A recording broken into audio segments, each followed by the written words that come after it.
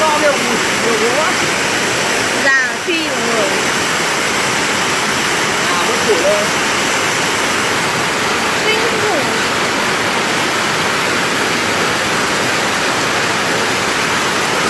Một rồi không được. Không phải dưới à?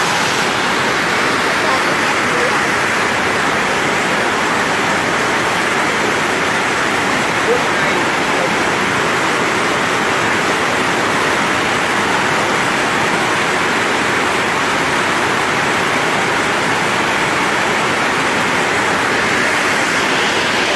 Đây là ở trong can em ơi. Ở trong can ấy.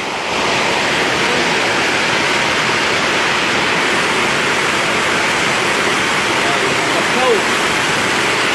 Nó không vượt qua cái chỗ này rồi. Cái chỗ này là can hết.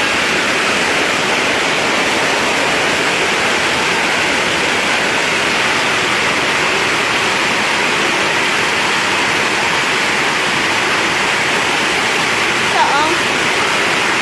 Bây giờ ra ngoài là lũ cuốn luôn đây này.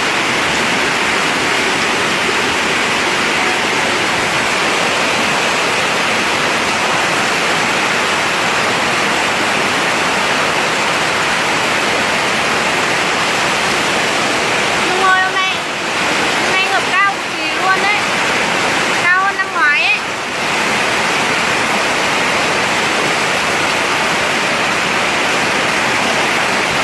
Năm cuối tuần.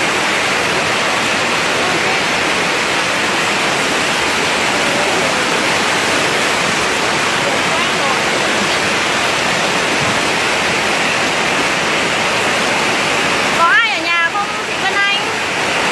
Bây giờ chị có ai ở nhà không?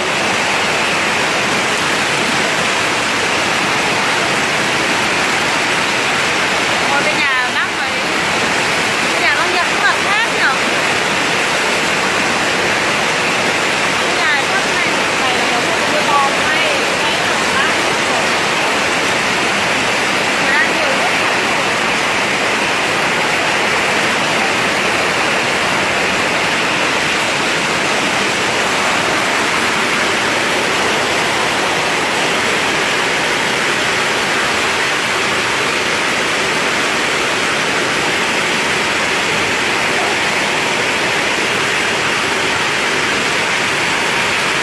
Vườn lan.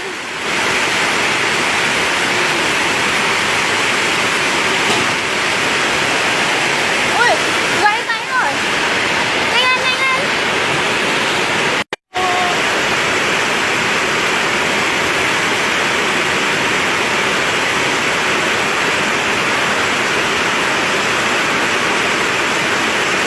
Hôm nay nước chảy kinh lắm.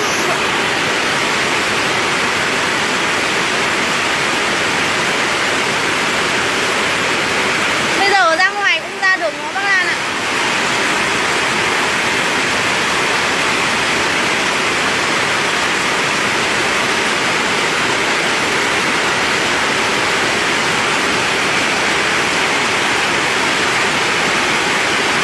Ở ngoài đường nước nó chảy kia.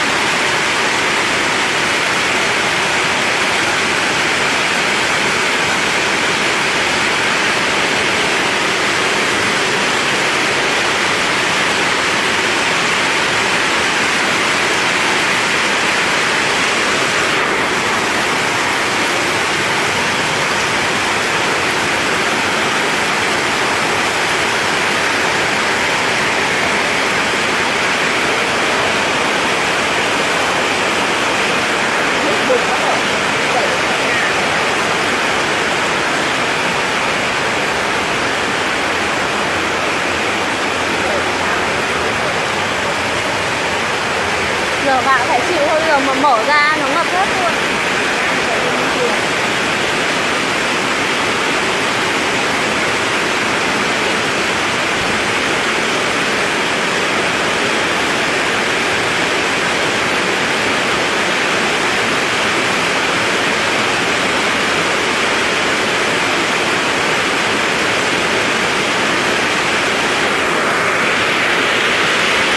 Cửa sắp bung ra đến nơi rồi.